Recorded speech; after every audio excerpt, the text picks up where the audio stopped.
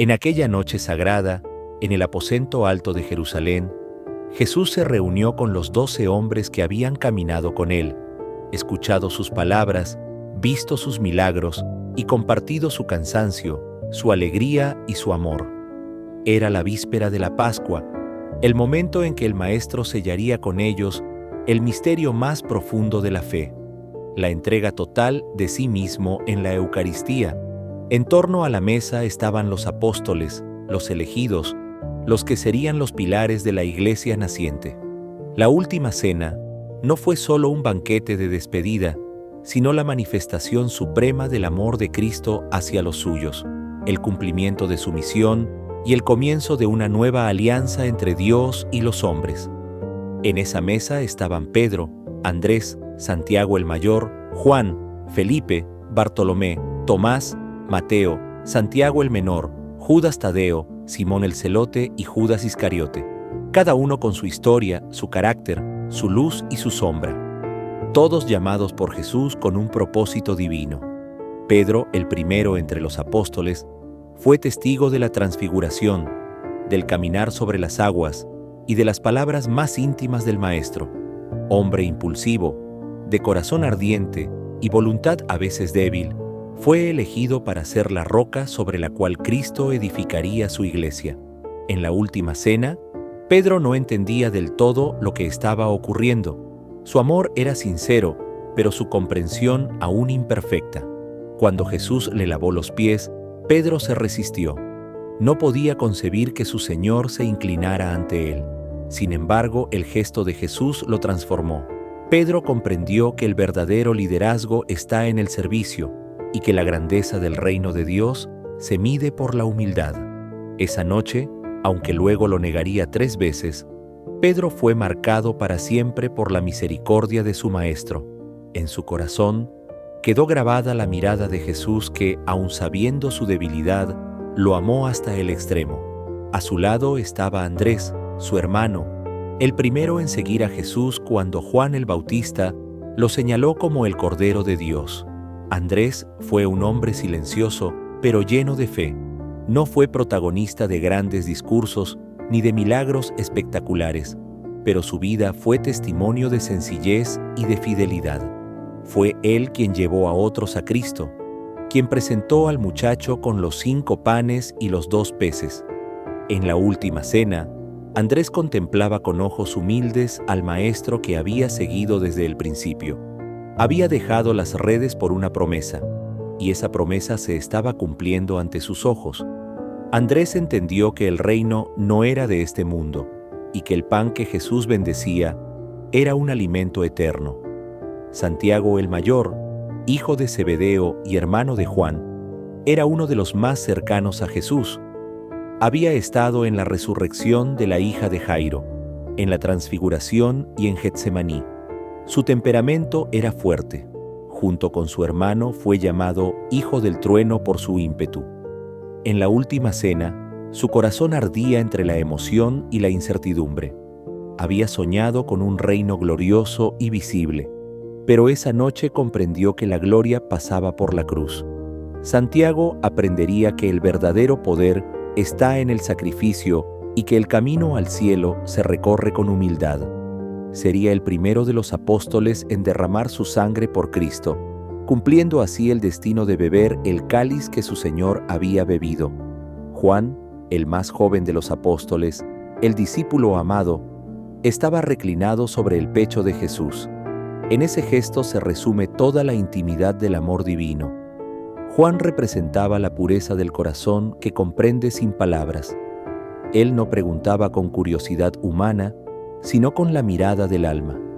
Fue el único que permaneció al pie de la cruz, fiel hasta el final, y fue quien recibió de Cristo el encargo de cuidar a María. En la última cena, Juan escuchó los latidos del corazón de Dios hecho hombre. Entendió el misterio del amor que se entrega, del pan que se parte y del vino que se derrama. Su alma se llenó de una ternura profunda, y su vida posterior sería testimonio del amor que no muere. Cuando más tarde escribió, Dios es amor, recordaba aquella noche santa en la que el amor se hizo alimento. Felipe, originario de Betsaida como Pedro y Andrés, fue el apóstol de las preguntas. Era quien deseaba entender las cosas profundamente. En varias ocasiones pidió a Jesús explicaciones sobre el Padre, sobre el camino, sobre los signos. En la última cena, Felipe fue quien dijo: «Señor, muéstranos al Padre y eso nos basta». Y recibió de Jesús una de las revelaciones más sublimes: «El que me ha visto a mí, ha visto al Padre». En ese momento, la fe de Felipe se iluminó. Comprendió que en el rostro del Maestro habitaba toda la plenitud de Dios. Aquel diálogo sencillo en medio de la cena se convirtió en una enseñanza eterna sobre la divinidad de Cristo. Felipe comprendió que no hacía falta buscar fuera lo que ya estaba frente a sus ojos. Bartolomé, también conocido como Natanael, fue el hombre sin doblez. Jesús mismo lo elogió cuando lo conoció. «He aquí un verdadero israelita, en quien no hay engaño».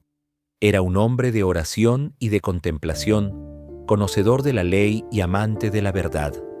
En la última cena, Bartolomé observaba en silencio, con el corazón conmovido. Tal vez recordaba las palabras que Jesús le dijo al principio: «Te vi cuando estabas bajo la higuera». Aquella mirada divina que penetró su alma ahora lo llamaba a una comunión más profunda. Bartolomé comprendió que el mismo Hijo de Dios que lo había visto desde lejos, ahora se entregaba por él. Su fe se hizo viva y ardiente. Más tarde, llevaría el Evangelio a tierras lejanas, siendo testigo del amor que aquella noche había recibido. Tomás, llamado Dídimo, el gemelo, era el apóstol del corazón inquieto. Su mente razonaba y su fe necesitaba pruebas. Amaba sinceramente a Jesús, pero le costaba comprender los misterios. En la última cena, Tomás expresó su confusión: «Señor, no sabemos a dónde vas. ¿Cómo podemos saber el camino?». Jesús le respondió con palabras que resonarían por los siglos: «Yo soy el camino, la verdad y la vida». En ese instante, Tomás recibió una luz que más tarde se haría plena cuando viera al resucitado. Su duda se transformaría en fe profunda, su incertidumbre en testimonio firme. En la mesa de aquella noche, Tomás comenzó a recorrer el camino interior que lo llevaría a proclamar con fuerza: «Señor mío y Dios mío». Mateo, el publicano, era un hombre que había conocido la miseria del pecado y la grandeza del perdón. Antes de ser apóstol, era recaudador de impuestos, despreciado por su pueblo. Jesús lo llamó cuando aún estaba en su mesa de recaudación, y él lo dejó todo por seguirlo. En la última cena, Mateo contemplaba al Maestro que lo había liberado de una vida vacía. Veía en el pan y el vino consagrados la misericordia que lo había alcanzado. Entendía que Dios no desprecia a nadie, que su amor es más grande que cualquier culpa. En su corazón, aquella cena era el recordatorio de una alianza eterna, el pecador redimido, comulgando con el Dios que perdona. Más tarde, Mateo escribiría su Evangelio, mostrando a todos que Jesús es el cumplimiento de la promesa y la esperanza de los pobres. Santiago el menor, hijo de Alfeo, es uno de los apóstoles menos conocidos, pero su presencia en la última cena no fue menor en importancia.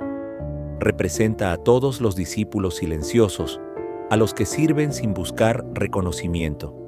Fue un hombre de oración constante, justo y fiel.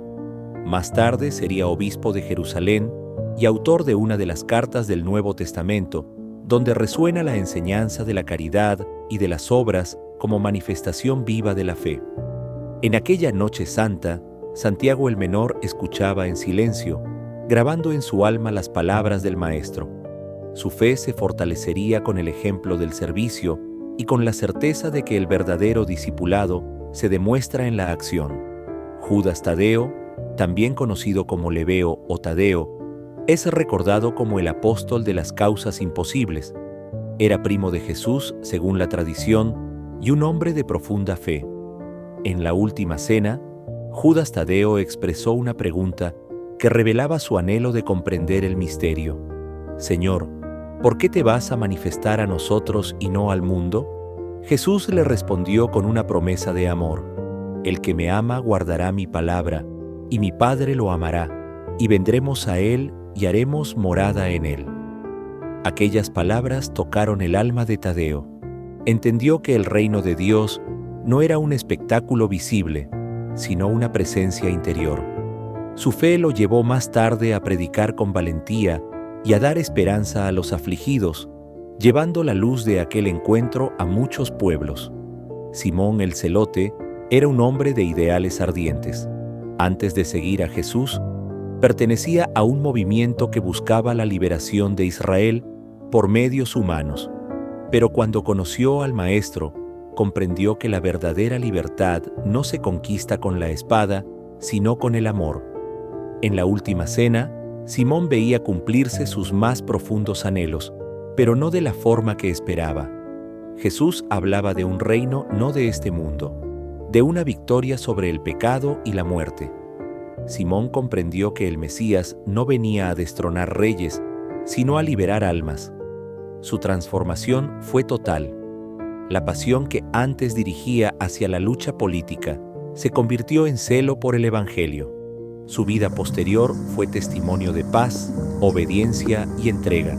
Y por último, Judas Iscariote, el traidor, el rostro del misterio del mal en medio de la gracia. Jesús lo había llamado, lo había amado, lo había enviado a predicar y a sanar. Sin embargo, su corazón se fue cerrando poco a poco. La codicia, el orgullo y la falta de conversión lo llevaron a traicionar al Maestro.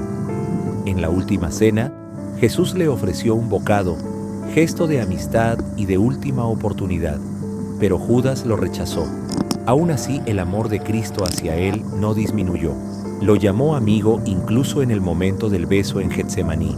En Judas se refleja el drama de la libertad humana, la posibilidad de elegir entre la luz y la oscuridad. Su presencia en la cena muestra que el amor de Dios alcanza incluso al que lo traiciona y que la misericordia divina nunca se cierra mientras el corazón permanezca abierto. Aquella noche, los 12 estaban reunidos, cada uno con su historia, sus miedos, sus sueños. Jesús tomó el pan, lo bendijo, lo partió y dijo: «Esto es mi cuerpo, que será entregado por ustedes». Luego tomó el cáliz y añadió: «Esta es mi sangre, que será derramada por ustedes y por muchos para el perdón de los pecados».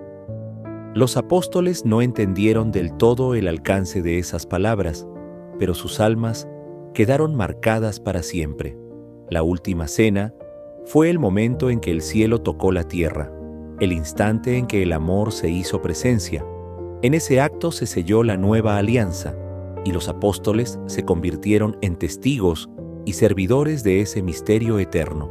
Después de aquella noche, cada apóstol seguiría su propio camino, enfrentando pruebas, persecuciones y martirios, pero todos recordarían ese momento en el que Jesús les lavó los pies y les enseñó que el amor se demuestra sirviendo. La última cena no fue solo el fin de una etapa, sino el inicio de la misión más grande: llevar el Evangelio a todas las naciones. Los apóstoles fueron hombres comunes, con virtudes y defectos, pero elegidos por un amor infinito.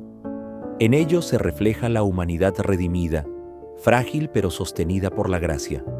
La cena en el aposento alto sigue siendo, hasta hoy, un símbolo de comunión, de perdón y de unidad. Cada vez que un creyente participa de la Eucaristía, revive aquel misterio y se une al mismo banquete donde Jesús entregó su cuerpo y su sangre. Los apóstoles en la última cena representan a toda la humanidad invitada a la mesa del Señor. Pedro simboliza la fe que tropieza pero no se rinde. Juan, el amor que permanece. Tomás, la duda que busca la verdad. Mateo, el pecador que se transforma. Y Judas, la advertencia de lo que ocurre cuando se cierra el corazón. Todos, incluso el traidor, fueron amados por igual. En la mirada de Jesús no hubo rechazo, solo compasión. Esa mirada abarca también a cada uno de nosotros, llamados a participar de su mesa y a prolongar su presencia en el mundo.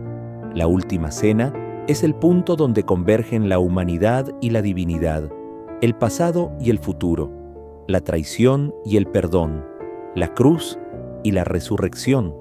Los apóstoles fueron testigos de ese misterio y portadores de su memoria. Gracias a ellos, la fe se extendió, la palabra se propagó y la Iglesia nació.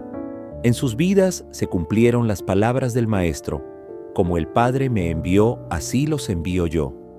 Y su fidelidad, sellada con sangre y oración, sigue siendo la semilla del cristianismo. Así, cuando contemplamos aquella mesa santa, recordamos que cada uno de los 12, con sus luces y sombras, fue parte del plan perfecto de Dios. En sus historias vemos reflejada la nuestra: llamados, caídos, perdonados y enviados. Y en el centro de todo, el mismo Cristo, que se entrega por amor y que sigue invitando a todos a su mesa eterna.